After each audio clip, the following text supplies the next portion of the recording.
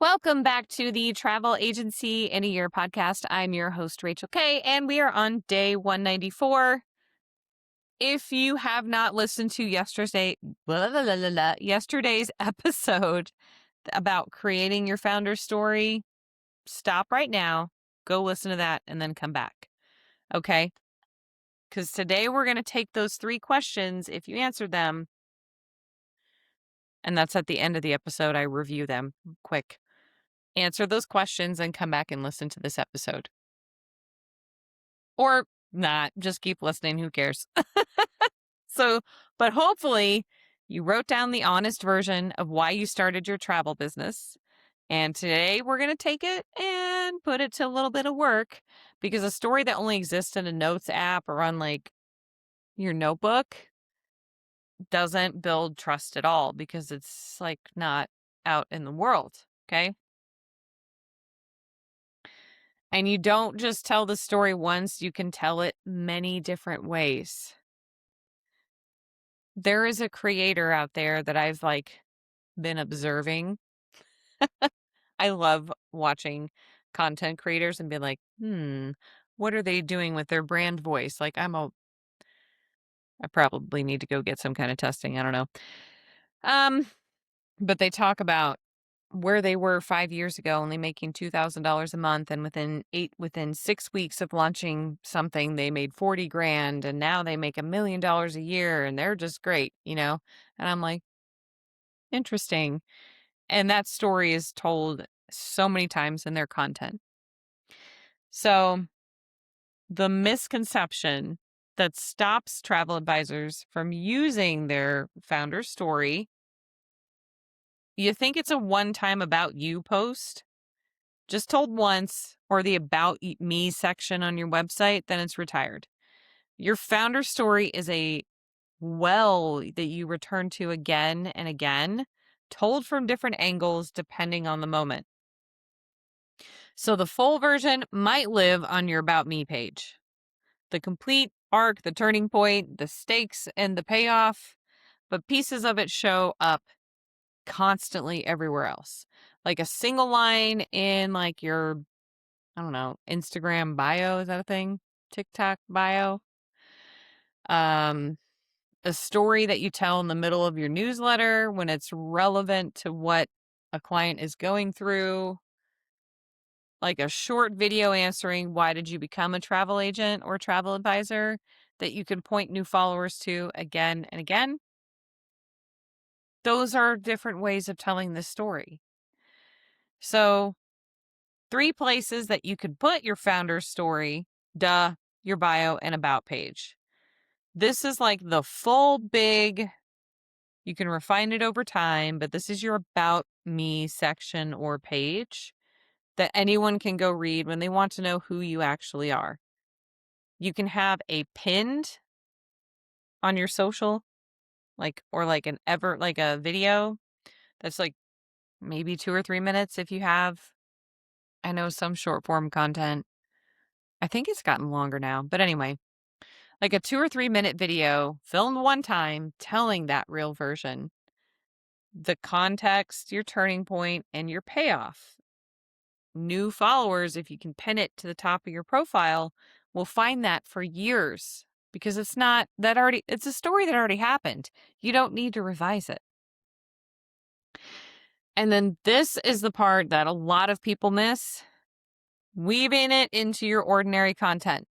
So your founder story doesn't need its own dedicated post every single time. Like I mentioned earlier, that content creator I've been monitoring, almost every other post, if it's not like a skit or a story, she's actively acting out. She will tell this story of how she made it, right? And I'm like, interesting. Anyway, when I left my corporate job to be a full-time travel advisor, I promised myself I'd never let a client pay way too much for a trip they didn't fully understand just for my own personal financial benefit. That's part of your story.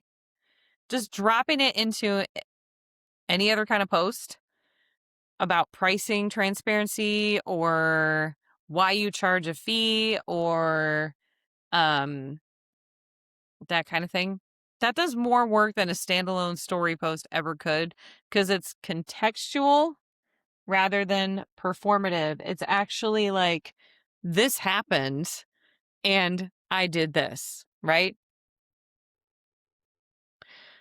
Once you've written your story down, you're probably going to get tempted to keep editing it until it sounds impressive. Don't. The version that connects isn't the most polished one. It's the most specific and honest one. If part of your story involves like you genuinely doubting you can do it, or the financial risk, or failure before it even worked, that's not a liability to smooth over. That's the part that makes someone trust you enough to hand you their vacation and say, take my money. Okay. If you are, that's the whole sincerity and authenticity argument. If you aren't a part of my newsletter, I did a wacky series in May of 2026 into early June, where I told the story of why I kind of fell off the face of the earth, and a part of the reason why this whole, well, travel agency in a year is not a business.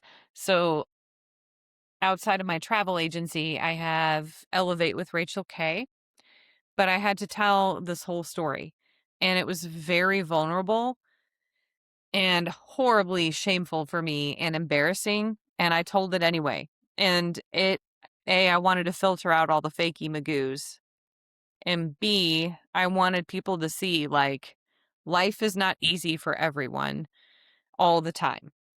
Um, and even if you desire success, like, yeah, I've been like, I was doing just great with my travel agency. I decided to expand to start mentoring travel advisors. And then shit hit the fan and my life was completely upside down.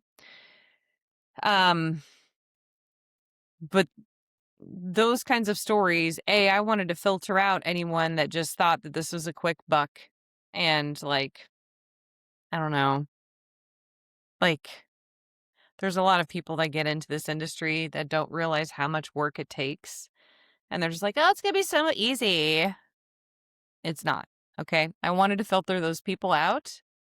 I wanted to show that, you know, I wanted to kind of filter out the people that like live in Instagram filters, if you know what I mean. Like they have been posting on social for so long that I don't think they have a sense of how they really feel about anything in their life.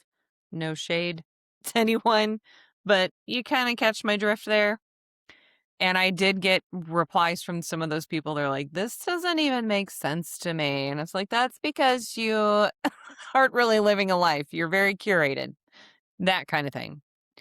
Anyway, that was a tangent. But don't be afraid to tell your story because it can connect you with, like, not necessarily identical or like-minded people, but it will connect you more with people if you really show who you are rather than having this curated persona.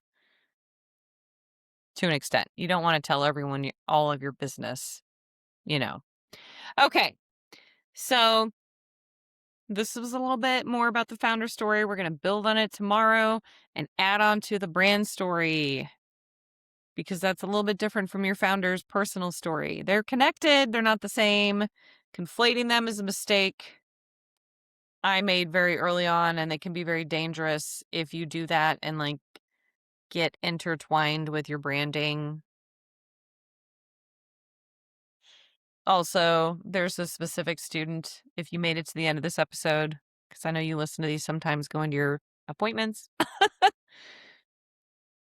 um, I did a whole human design chart comparison between my chart and my business chart, and you can do it too. And I hope I see you on one of the live Q&As so I can have a little convo about that. All right.